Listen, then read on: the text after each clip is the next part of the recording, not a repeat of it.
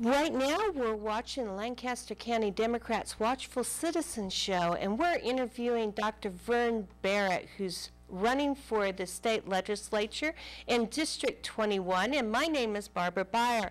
And so we're talking about economic development here. I sense that you have a stronger connection with small business than you do in defining economic development as bringing in large corporations. That's right. Well, if you think about it, Nebraska, the Nebraska Advantage program, which was passed a year or so ago, I think is a good idea, but I think it's going to benefit Omaha and other, but less so the other parts of the state.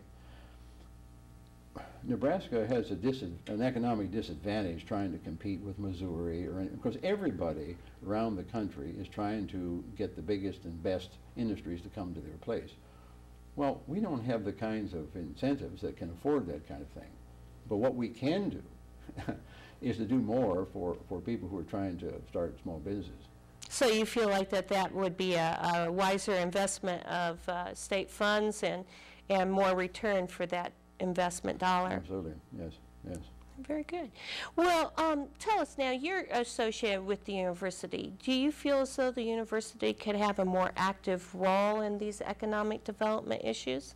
Well, the university already is heavily involved in economic issues. On an average basis, the university brings in, from outside, about $200 million. It's really $200 million more, depending on the year. Well, that $200 million is not tax money. That $200 million pays a lot of payroll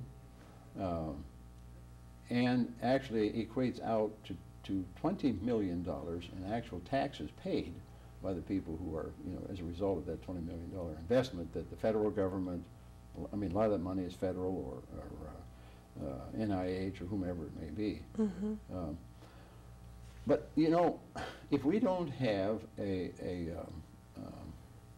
citizenry that has a good education, college students, obviously, most college students, not all, but the opportunity to have a higher income, it comes from those who have a higher education.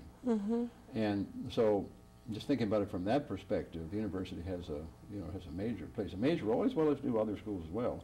But UNL happens to be the biggest one. So how's your feeling about their moves for State Fair Park? Do you think that that's a good vision that's being held there? Or? Well, people across Nebraska are very proud of the State Fair. So there are some people who think this is a horrible idea. But if you've been to the State Fair, as I have been, the buildings are getting antiquated. And you contrast the Nebraska State Fair with Iowa State Fair or any other state fair, we're not looking too chipper. And to refurbish it, I've forgotten how many millions of dollars it would cost to really bring it up to snuff, what we would like to be proud of. It costs a lot of money.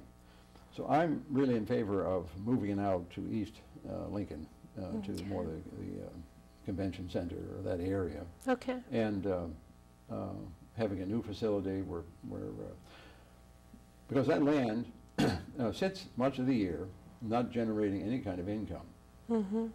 If a research park was there, all kinds of this 20 million that I talked about, that would increase much more, and so the value of the land could be a greater impact on Nebraska than what it is now. Now, you have this, what to me is a relatively unique background of expertise in leadership development. As you look at that and you connect it with how we get people involved in government and how we go and get people to trust their government, where would you say you would like to make changes, or what would you bring that would be different to the unicameral? Well, I think that the typical citizen doesn't know what is really going to happen in the legislature after this session is over. When this session is over, anybody with any experience is gone. So what is that going to mean for the state of Nebraska? Well, it's going to mean is that we're going to have more senators who lack the the leadership ability to get things done that were getting done before, how to write legislation. There's where I think that my years of experience are going to be a plus, because I'm not going in as a greenhorn who doesn't know how to solve problems and get people working together. Mm-hmm.